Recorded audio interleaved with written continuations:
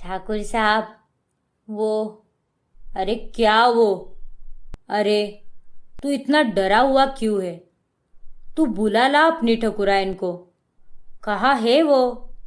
ठाकुर साहब, वो वो ऊपर कमरे में है।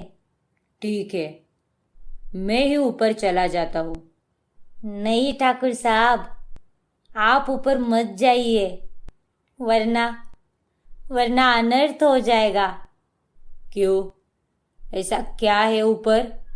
बस ठाकुर साहब, आप ना ही जाए तो अच्छा है।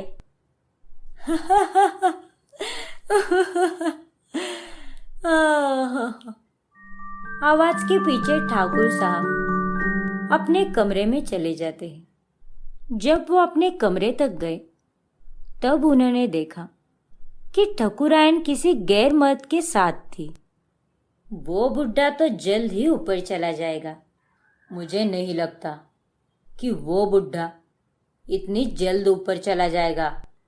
अगर नहीं जाएगा तो पहुंचाना मुझे आता है। उसके खाने में जहर मिलाकर उसे मार दूंगी, क्योंकि वो जब तक नहीं मरेगा तब तक ये प्रॉपर्टी हमारे नाम नहीं होगी। Oh darling, you are so smart. उनकी सारी बातें ठाकुर साहब सुन लेते हैं और वो गुस्से से आग बबूला हो जाते हैं। रात के 3 बज चुके थे। ठाकुर साहब ने जो भी देखा और सुना, उस वजह से वो सो नहीं पा रहे थे और वो शराब पीने लगते हैं। तभी वहां पर ठकुराइन आती है। क्या बात है, आज आप कुछ ज्यादा ही शराब पी रहे हैं। चलिए ऊपर चल के सो जाते हैं। पता है, ज्यादा शराब पीने से इंसान की उम्र कम हो जाती है। आप इतनी क्यों पी रहे हो?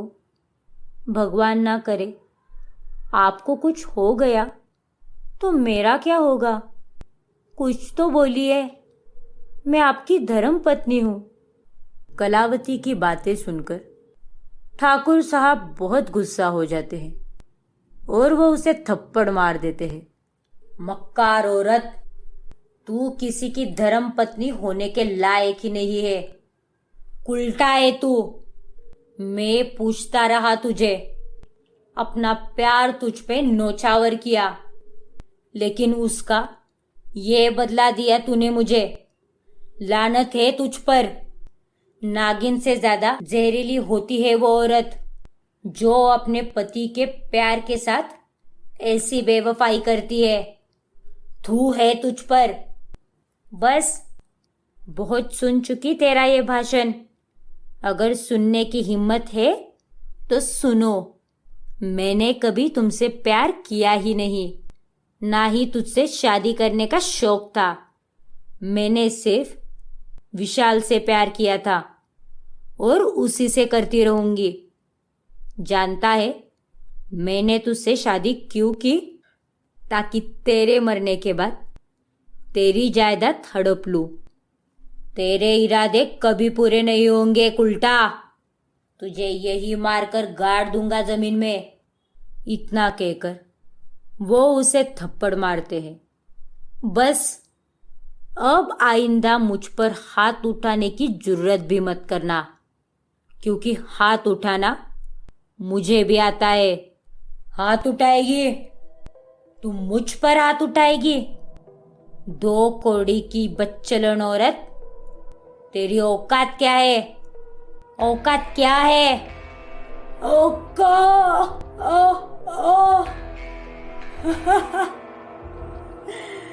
मर जा।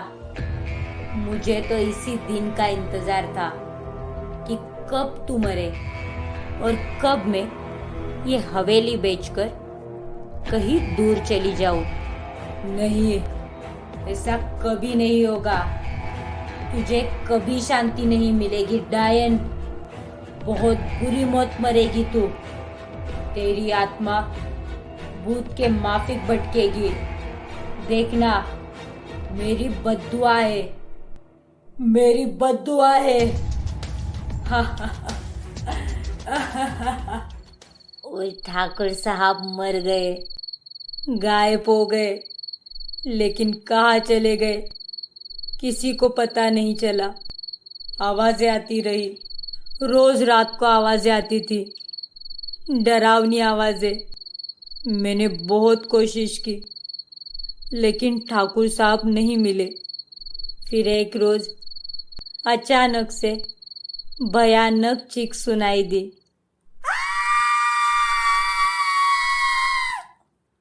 ठकुराइन, ठकुराइन। लेकिन ठकुराइन नहीं मरी, वो अभी तक नहीं मरी। वो आत्मा का रूप लेकर भटकने लगी। मौत नहीं मिली उन्हें, श्राप श्राप लग गया उसे। ठाकुर साहब का श्राप लग गया उसे। वो पंडित जी कहते रहे, उससे मुक्ति पाने के लिए किसी दूसरी आत्मा का रूप लेना पड़ेगा, तभी जाके उसे मुक्ति मिल पाएगी। ठकुराइन किसी आत्मा की तलाश में है। जिस दिन उसे कोई दूसरी आत्मा मिल जाएगी, वो उसे मार डालेगी, तभी जाके उसकी आत्मा को मुक्ति मिलेगी। क्या गांव वाले ये बात जानते हैं? हाँ, अंधेरा होने के पहले सभी लोग अपने अपने घरों में चले जाते हैं। चले जाओ, तुम भी चले जाओ बाबूजी, नहीं तो ठकुराइन की आत्मा आपकी पत्नी को मार डालेगी। चले जाओ, वरना अनर्थ हो जाएगा। काशीनाथ की बात सुनकर सतीश दौड़ते हुए बंगले में चला जाता है। राधा, राधा, कहाँ हो तुम राधा? राधा। सतीश राधा को ढूंढते हुए पेंटिंग वाले कमरे तक पहुंच जाता है, तो वहाँ कलावती की जगह राधा की तस्वीर होती है। वो धीरे धीरे तस्वीर की ओर बढ़ता है। ये पेंटिंग में राधा, ये कैसे हो सकता है? नहीं, ये नहीं हो सकता। तभी वहाँ पर राधा आती है। नहीं, ये नहीं हो सकता। ये तुम्हें क्या हो गया राधा? नहीं, ये क्या हो गया राधा?